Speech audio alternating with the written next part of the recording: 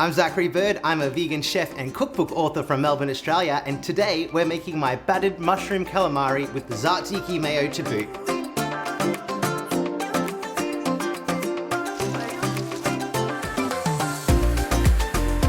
You can't make tzatziki mayo without making mayo first. To start off with our base for a delicious emulsification, we need a 1/4 cup of soy milk. You can also use 3 tablespoons of aquafaba and 1 tablespoon of chickpeas from that same can of chickpeas. Today we're using soy milk because we want it to be really thick so we can mix in lots of other flavors to make it taste like tzatziki. Add in a 1/4 teaspoon of salt,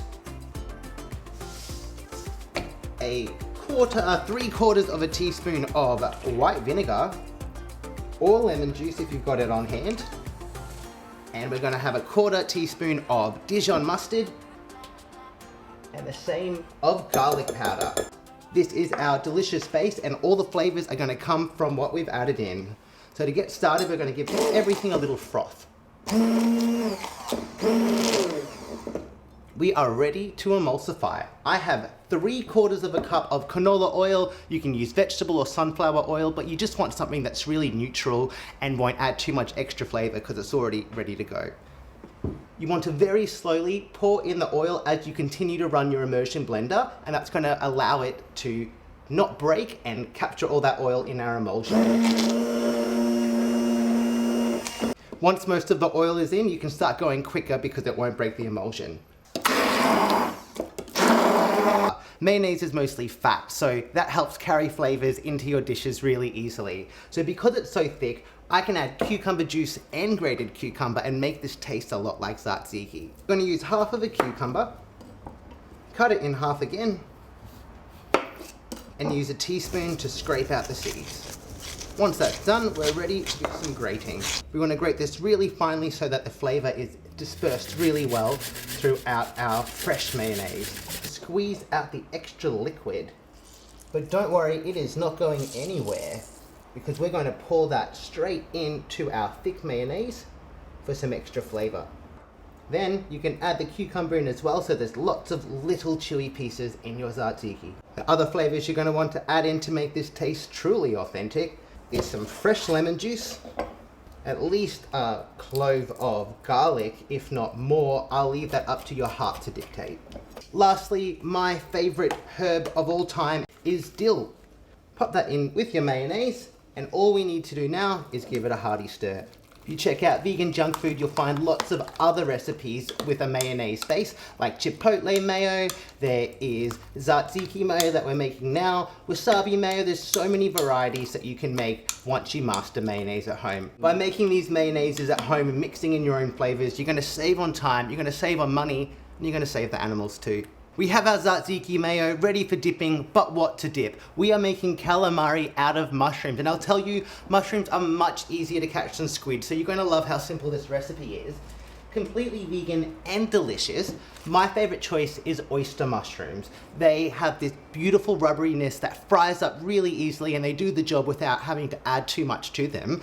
But I'm also gonna show you, if you have pine mushrooms or saffron milk caps, you can turn these into little baby prawns that'll fry up just as well. Saffron milk caps are insanely delicious. In fact, their scientific name has the word delicious in it. And to make them look a little bit like seafood, we're just going to cut them into these sort of rounded shapes that looks a little like a prawn. Oyster mushrooms are even more cooperative. All we have to do is tear them apart where they naturally want to tear apart. If you've got king oyster mushrooms, they work just as well. They've got beautiful long stalks, so you just need to get a vegetable peeler and run it along the stalks and you'll get beautiful mushroom pieces to crumb like calamari as well. We're going to make a very quick buttermilk, which works exactly the same as a non-vegan buttermilk. For every cup of non-dairy milk, I recommend soy, we're going to add 1 tablespoon of white vinegar or lemon juice, leave it sit for a minute, and it will thicken up beautifully to help crumb everything onto these mushrooms. This makes a beautiful addition to things like cupcakes and makes really moist batters for cakes and banana bread, and I love to use it to crumb almost anything in my kitchen. And if you buy a copy of Vegan Junk Food, you'll know I'm willing to crumb almost anything in my kitchen. Give that a little stir, and that's on its way to becoming buttermilk already. Our last step is a cup of flour or corn flour if you're gluten-free. It also makes for a crispier coating, so don't be shy to use it if that's what you've got on hand. And all we need is loads of salt and pepper. Old Bay spice is a US ingredient that's really common over there and quite hard to find in Australia, but it is used commonly with seafood, so I'm not shy in adding some of that to help replicate the flavors that people have grown up knowing and loving. And we just need to give that a little mix, and we've got everything ready to go. So I'm gonna get my oil heating up. I'm going to put that on the stove and we're going to wait for it to get to 175 degrees or so before we crumb these and pop them into fry. So we've got our calamari, we have our thickened buttermilk, and we have our seasoned flour, and that's all we need to make a lot of crumb things at home. Something like onion rings uses a similar process with some breadcrumbs as the last step instead of flour, and you can make a lot of deep fried goods by setting up a crumbing station just like this. Make sure everything's got a nice coat, and you can see this is going to crisp up really nicely, just like traditional calamari. If you've never deep fried at home before, this is the perfect recipe to start with, just because there's not too many steps and it's going to come out good no matter how much you screw it up, to be honest. So start here and then graduate up to the other things from vegan junk food, like deep fried lasagna, deep fried KFC drumsticks, and I even deep fried a pizza the other day, so it's really as far as your imagination will let you go. My oil has reached the appropriate temperature. If you don't have one of these nifty devices, pop a wooden skewer or the handle of a wooden spoon in, and if it bubbles like this, then you know it's ready for frying. We're going to fry these for 2 or 3 minutes until they've browned up nicely. We're ready to scoop them out, let them drain, and rest them on a paper towel.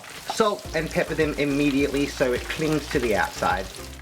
Shablam! That is the battered mushroom calamari and the tzatziki mayo straight out of vegan junk food by me. It's super easy. I swear the hardest part of this recipe is maintaining eye contact when you tell someone that it's calamari. That's delicious. Enjoy trying lots of delicious vegan recipes, and good luck on the rest of your VeganEasy challenge.